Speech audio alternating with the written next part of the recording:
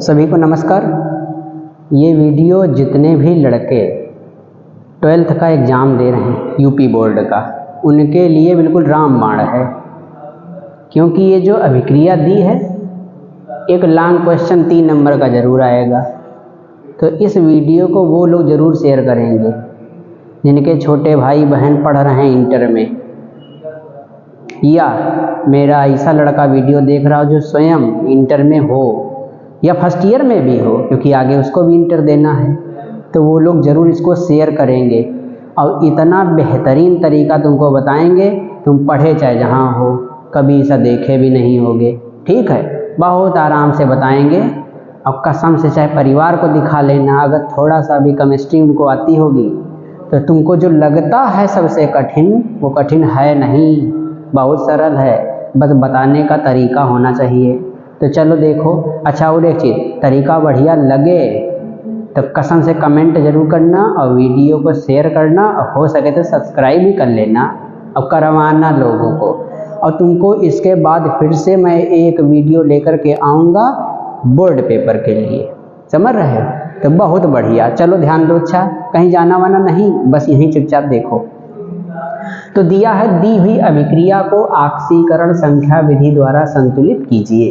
तो सबसे पहले करेंगे क्या, जैसे तुम्हारे टीचर लोग सिखाते होंगे कि जब ऑक्सीकरण संख्या किसी भी यौगिक की लिखनी हो तो उसके ऊपर लिखो, जरूरी नहीं ऊपर लिखो चाहे नीचे लिखो। चलो देखो, पोटेशियम की ऑक्सीकरण संख्या कितनी होती है, तो कितनी होती है +1, और ऑक्सीजन की कितनी होती है -2। ये क्या लिखा जाता है, ये लिखा जाता है प्रति परमाणु ऑक्सीकरण संख्या। अच्छा जी देखो जैसे हमको क्रोमियम का नहीं पता है तो हम निकाल लेते हैं। जैसे पोटेशियम की कितनी होती है, +1 होती है, तो टोटल मिला के कितना हो जाएगा भाई, तो कितना हो जाएगा, +2 हो जाएगा। अच्छा, एक ऑक्सीजन की -2 होती है, तो यहाँ लिखा क्या है, K2Cr2O7, पोटेशियम डाइक्रोमेट होता है ना, तो O7 है, तो 7 दूनी कितना हो जाएगा, -14, इतना हुआ। तो ये देखो पोटेशियम कितना निकला, +2 निकला, और ऑक्सीजन कितना निकला, -14 निकला। और कोई भी यौगिक तभी बन सकता है जब प्लस की संख्या माइनस के क्या होनी चाहिए, बराबर होनी चाहिए। ठीक है, तो इसका मतलब क्रोमियम को यहाँ कितना देना पड़ेगा, तो +12 देना पड़ेगा, देना ही पड़ेगा, जबरदस्ती देना पड़ेगा, समझ रहे हो? तो +12 ये +2, तभी तो मिलकर के कितना हो पाएगा, +14 हो पाएगा। और ये कितना, -14। अच्छा, कितना क्रोमियम मिलकर के दे रहा है, तो 2 क्रोमियम मिलकर के कितना दे रहा है, +12 दे रहा है, तो 1 क्रोमियम मिलकर के कितना देगा, +6 देगा। क्लियर है? अच्छा, सल्फेट आयन की ऑक्सीकरण संख्या कितनी होती है, -2। तो हमने बताया यौगिक तभी बनेगा जब माइनस की संख्या किसके बराबर होगी, प्लस के बराबर होगी। तो इसका मतलब ये क्या देगा, ये देगा +2। क्लियर है? हाइड्रोजन 1 देता है +1, और दोनों मिलकर के कितना देंगे, तो देंगे कितना, +2 देंगे। और सल्फेट ये आयन है, ये कितना देता है, -2। अच्छा, पोटेशियम खुद देता है +1, और दोनों मिलकर के कितना देंगे, तो दोनों मिलकर के कितना देंगे, +2 देंगे, और सल्फेट देता है -2। ऐसे ही सल्फेट खुद देता है -2, लेकिन है कितने, 3, तो टोटल कितना देगा, -6 देगा। तो जब ये -6 देगा तो इसको कितना देना पड़ेगा, इसको देना पड़ेगा +6। ये +6 कौन दे रहा है, दोनों क्रोमियम मिलकर के +6 दे रहे हैं, तो सिंगल क्रोमियम कितना देगा, +3। यहाँ सल्फेट कितना दे रहा है, -2 दे रहा है कितने, 3 है, तो टोटल कितना देगा, -6 देगा। जब ये -6 देगा तो ये कितना देगा, ये देगा +6, लेकिन एक आयरन मिलकर के कितना देगा, तो एक आयरन मिलकर के देगा कितना, +3, तभी तो 3 गुना कितना हो जाएगा, 6। एक हाइड्रोजन कितना देता है, +1, तो 2 हाइड्रोजन मिलकर के कितना देंगे, +2 देंगे, तो ऑक्सीजन कितना देगा, -2। अब देखो किसमें कमी और किसमें वृद्धि हो रही। तो तुमने देखा क्रोमियम यहाँ कितना दे रहा है, +6 दे रहा है प्रति परमाणु।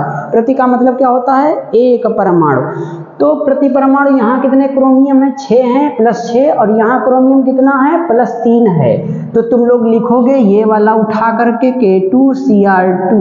देखो ऐसे लिखना परीक्षा में, यहाँ से लिखना, पहली लाइन से लिखना, दी हुई अभिक्रिया को ऑक्सीकरण तथा अपचयन में लिखने पर, दी गई, परीक्षा में बिल्कुल ऐसे लिखना है, दी हुई अभिक्रिया को ऑक्सीकरण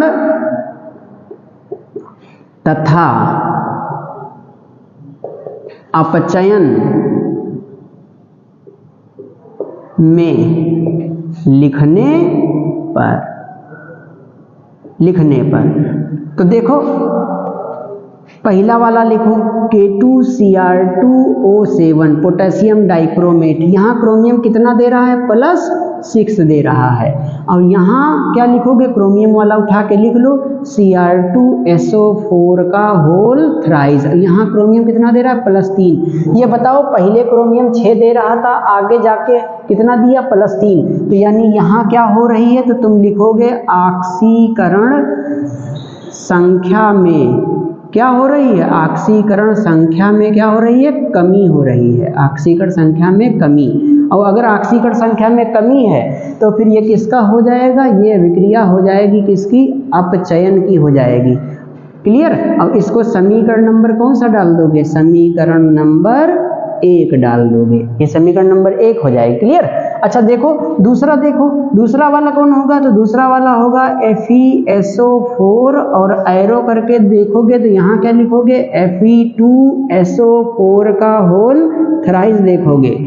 अब ये हो जाएगा +2 और ये कितना हो जाएगा? +3 हो जाएगा। तो यहाँ देखो पहले 2 दे रहा था, अब कितना दे रहा है? 3 दे रहा है। तो फिर क्या निकला? तो तुम इसको लिखोगे ऑक्सीकरण संख्या में, पूरा लिखना, तुम फुल फॉर्म लिखना, में क्या हो रही है? वृद्धि हो रही है। और अगर ऑक्सीकरण संख्या में वृद्धि हुई तो अभिक्रिया कौन सी कहलाती है? तो अभिक्रिया कहलाती है ऑक्सीकरण अभिक्रिया कहलाती है। ठीक है, ऑक्सीकरण अभिक्रिया कहलाती है। अच्छा इसको समीकरण नंबर कौन सा डाल दोगे? तो समीकरण नंबर डाल दोगे कौन सा? 2 डाल दोगे। अच्छा यहीं पे जरा ध्यान देना, यहाँ क्रोमियम कितने हैं? क्रोमियम है 2 और यहाँ क्रोमियम कितने हैं? 2। क्लियर? तो अब लिखना पड़ेगा समीकरण 1 में, जरा ध्यान देना, पहले देखो समीकरण 1 में प्रति परमाणु, प्रति का मतलब क्या होता है? तो ब्रैकेट में लिख लेना 1 परमाणु, प्रति परमाणु क्या हो रही है? तो पहले वाले में क्या हो रही है? 6 थी और यहाँ कितनी बची? 3। तो क्या हो रही है? कमी हो रही है। कितने की हो रही है? तो 6 यहाँ थे, 3 यहाँ है। कितने की कमी हो रही है? तो तुम लिखोगे 3 यूनिट की कमी हो रही है। यूनिट ना लिखो, ये हिंदी होती है तो चाहो, अरे इंग्लिश होती है तो ये क्या लिखोगे? 3 इकाई। कितने की कमी हो रही है? 3 इकाई की। अच्छा देखो क्रोमियम है कितने? तो क्रोमियम कितने हैं? 2 हैं। और यहाँ भी कितने हैं? 2 हैं। तो परमाणु नहीं संतुलित करना पड़ेगा, लेकिन लिखना पड़ेगा कि समीकरण 1 में 2 परमाणु में कमी। जितने परमाणु होंगे पहले प्रति लिखोगे, उसके बाद जितने परमाणु होंगे उतनी कमी लिखोगे। तो 2 परमाणु में कमी कितने की हो जाएगी? तो पहले में थी 3 और 2 में कितने की हो जाएगी? टोटल कितने इकाई की हो जाएगी? 6 इकाई की कमी हो जाएगी। क्लियर है? अब लिखोगे समीकरण 2 में, जरा ध्यान देना, समीकरण 2 में प्रति परमाणु, क्लियर है? प्रति परमाणु क्या हो जाएगी? वृद्धि हो रही है। कितने इकाई की हो रही है वृद्धि? 1 इकाई की हो रही है। क्लियर है? 1 इकाई की। लेकिन बताओ समीकरण 2 में परमाणु कितने हैं? तो यहाँ है 2 और यहाँ है 1। तो तुरंत ही परमाणु पहले बैलेंस करो, यहाँ भी कितना हो जाएगा? 2 परमाणु हो जाएगा। तो फिर लिखना पड़ेगा समीकरण 2 में 2 परमाणुओं में क्या? वृद्धि। तो 1 में 1 की, तो 2 में कितने की हो जाएगी? 2 की हो जाएगी। क्लियर है? 2 इकाई कमी हो जाएगी। अच्छा एक चीज बताओ, इसके कुल कमी कितने निकली? 6 की, और इसमें वृद्धि कितनी निकली? 2 की। दोनों को बराबर कैसे करोगे?